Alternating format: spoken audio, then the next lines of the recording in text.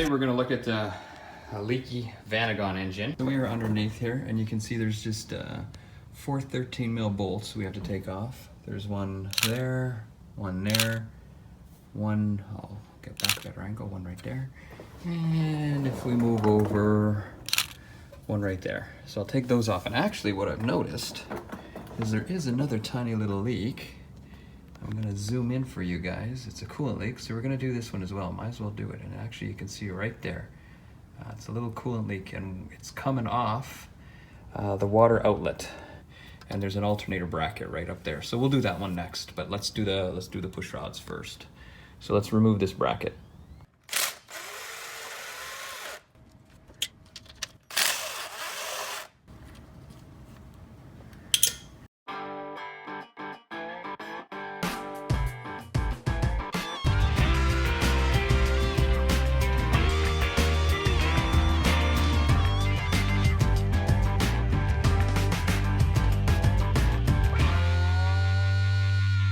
Okay, so we got the cover off, so now we're going to do a little inspection.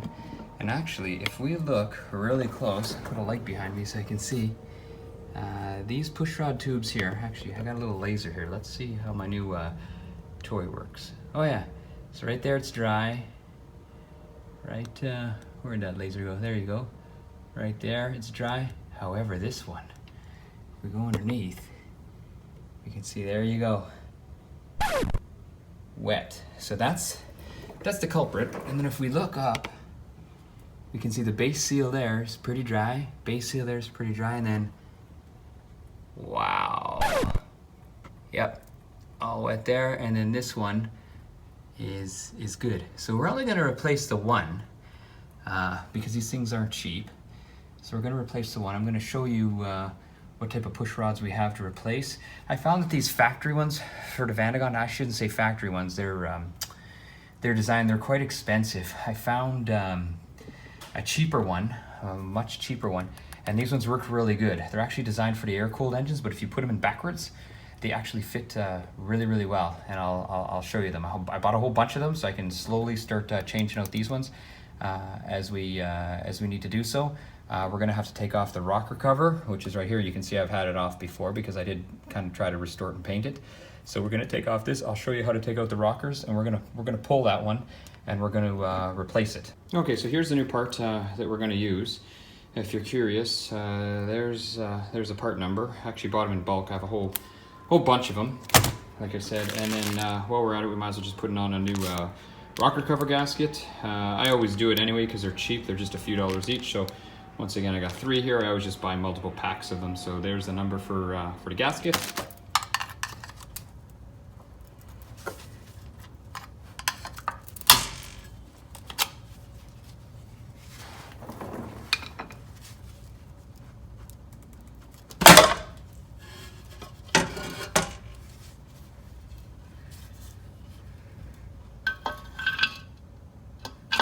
Okay, we can see we got the valve cover off, pretty clean there. We're just gonna give it a good wipe up. Okay, so I've taken off the rocker cover. You saw how easy it just popped off here, and notice how nice and clean it is.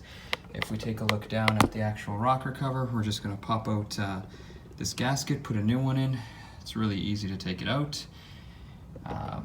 Right here, you're gonna see there's 2 13mm bolts. They're just right here, And we don't wanna touch these to adjust. After I rebuilt the engine, and I'll post a few more videos on the actual rebuilding of the engine, I adjusted them all. So I don't wanna adjust them because they're not making any noise, they're doing fine. So what I'm gonna do is I'm just gonna undo this nut, I'm gonna take off the whole shaft, and you're gonna see it all come out. And then I'll pull this one, because this is the leaky one. I'll pull this pushrod tube out, and then we're gonna take this tube out and replace it with a new tube.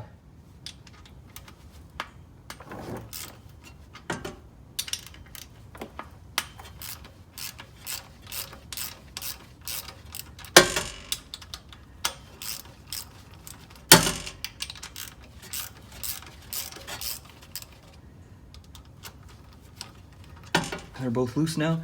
So now what I can do is I can take them off just with my fingers, like so. There's one nut. just like that. And you can see there's a little washer there. We want to get that washer off. Don't want to lose any parts. We're just gonna pull this off. Maybe a little bit of tension. We can just, there we go, just like that.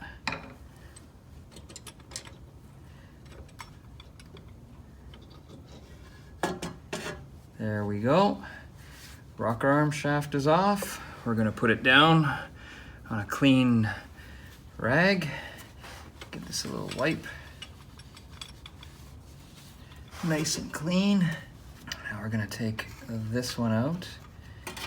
Okay, and actually with fiddling it with it just a little bit more, you can see there's a pushrod tube right there. I took my gloves off, and with a better grip, I was actually able to do it, so don't even need the pliers. So I'm just kind of putting the pushrod tube up there. Actually, it'll almost, I can take it out actually, so it does actually fit. There's the bottom of it, so we know we'll put it the right way. We can actually see, just from maneuvering the pushrod tube, we can see how much oil is coming out. See, there's nothing there, but look how much is coming there. So this thing was just leaking really bad. So all I gotta do is pull this down. There we go. And just like that, the pushrod tube comes out. Okay, so we just cut our package open, just opening the package. So here's one part of the pushrod tube. Here's what we got. So this goes towards the cylinder head. We put this O-ring on, just like that. And then we have two oil seals, same size. There we go. So that goes towards the cylinder head. And then the other one, we don't need a washer. It's just gonna slide on just like this. And this is towards the engine case. So this one's gonna go actually towards the engine case. Now, we can take the spring off, and we can see there's two little grooves, just like that. And that's for these little oil rings. These are the actual sealing rings. So we have to make sure we lubricate it. So I don't want to put this, the O-rings on first, because when I put the spring on, this is kind of sharp, it might tear them. So what I want to do is put the spring on as best I can. There we go, just like this. So you can see I can pull it down a little bit, and the oil rings will go right there, and then it's all going to go together like this. And this is how it's going to go in the engine.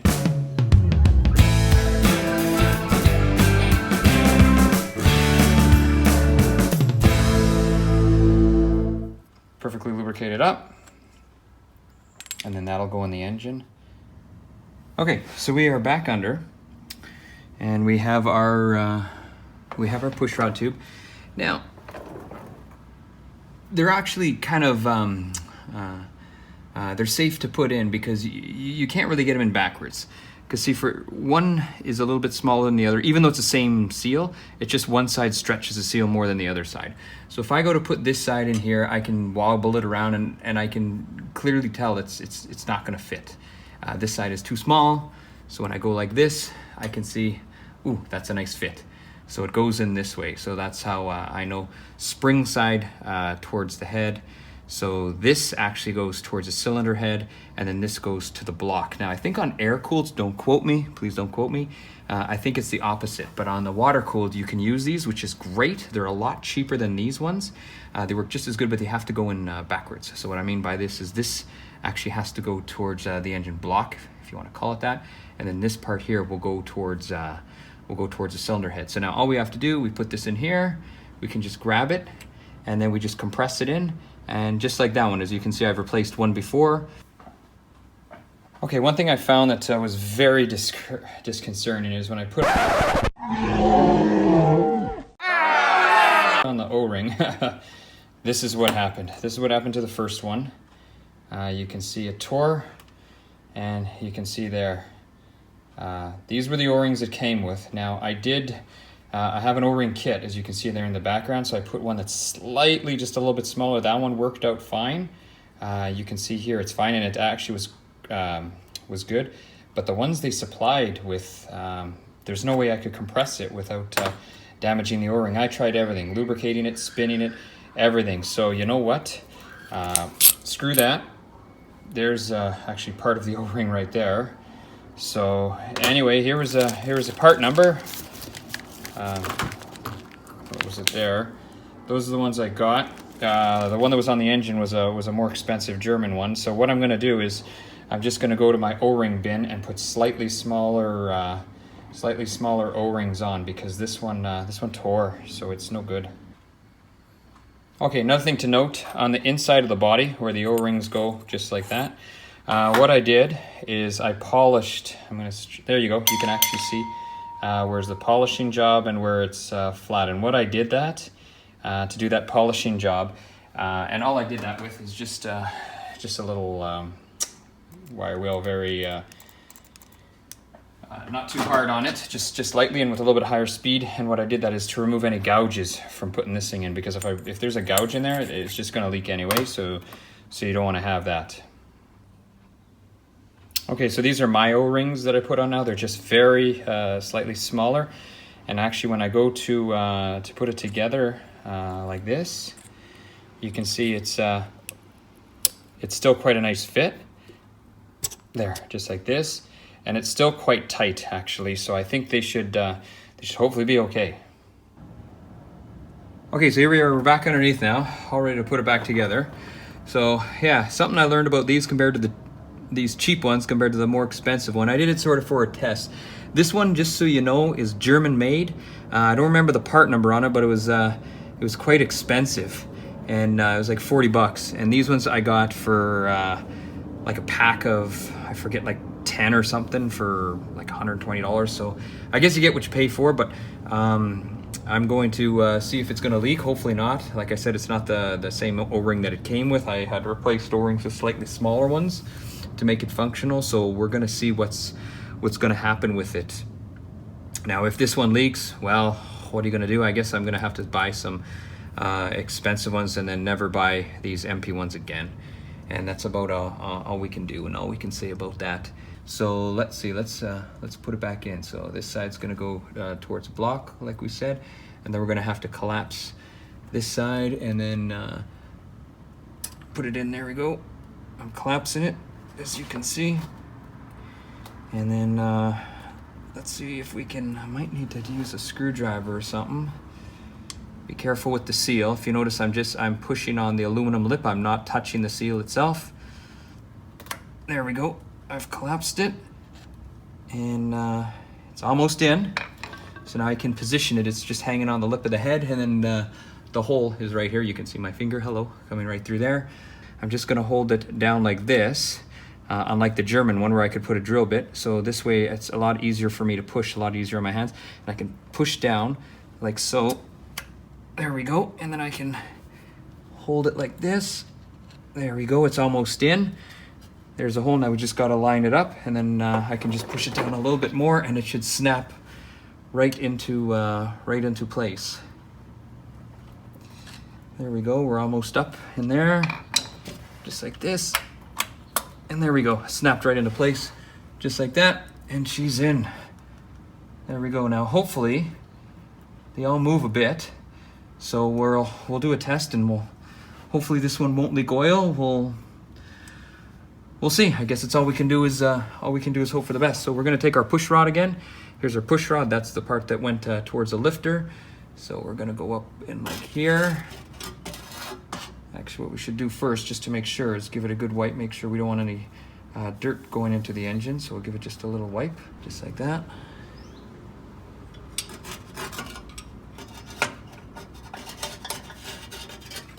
There we go. And it's back in, just like that. Now, the important thing is, once we push this in, it's gonna sit on a part of the lifter that's just the edge and not the plunger part.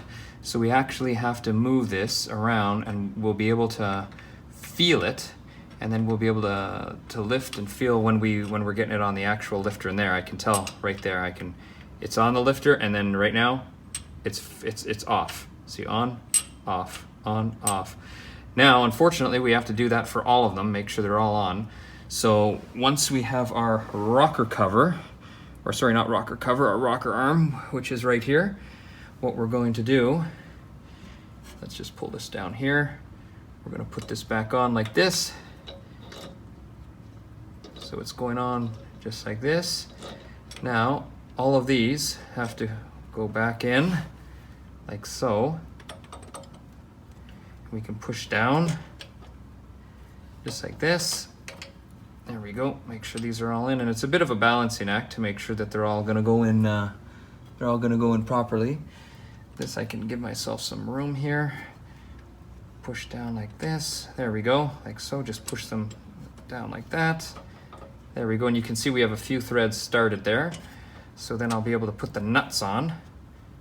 There we go. There, they're all in there. I can turn them just like that. And they should all be in on the lifters. And I think they all are. Now, we'll know once we put the nuts on and we start drawing them down. If they get too tight, we know we're on an edge, and you don't ever want to start it like that because then you're gonna overextend this. So they should all be on, once again, we can take it off, do a little check. I can feel here, like this. I can feel these ones, and here you're just gonna have to feel. You can tell. There, this one's in now. This one, these are in. They should be. And then I can make sure this one's in. Yeah, that one's in. That one's in. And what you can do is right here, almost, it seems like there's little grips. Maybe it was designed that way, I don't know. You can push it down just to make sure you don't lose your rocker arms. There we go. I think they're all in now. So what I'm gonna do, got my little washer, got my nut. There, just put it on a few threads, like so. Washer and nut again. A few threads, like so. There we go. Now I'm going to start drawing them down. And what you want to do is you want to make sure you can turn them a little bit with your hand each way until it starts getting really tight. So we're going to go to tighten. We're going to see if we can draw this one down. There we go.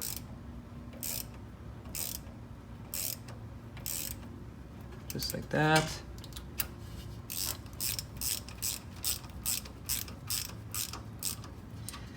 There we go, just like that. And we're gonna have to draw it all the way down to make sure it's okay.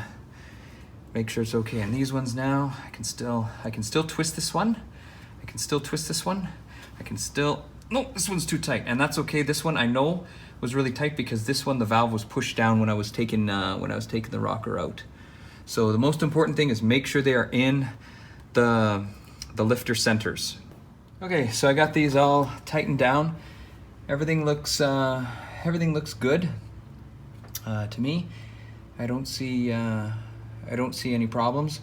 Usually what I do, you don't have to do this, is I can usually go to the top and spin the engine over by hand. And usually what I do is I just make sure it's my one sort of fail-safe, just to ensure that these rockers are properly seated.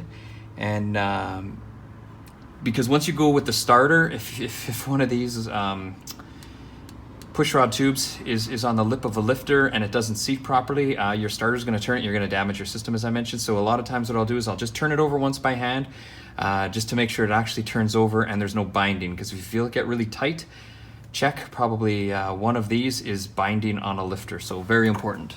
Okay, so last part, we got the valve cover here. Pull this off. Now if you notice, look how nice that came off. That was when I pulled it off, so I didn't trick you into anything. What I usually do when I clean it up is I put a little bit of grease on there, and what that grease, if you can see it, actually see I'm smearing it. It's just a little thin layer of grease that holds it on, and it actually stops it from burning on. So it's quite a nice thing to do. I'm going to replace it anyway. Like I said, they're super cheap, and I've never had one leak. So I find the grease does wonders. So I'm just going to clean this up real quick.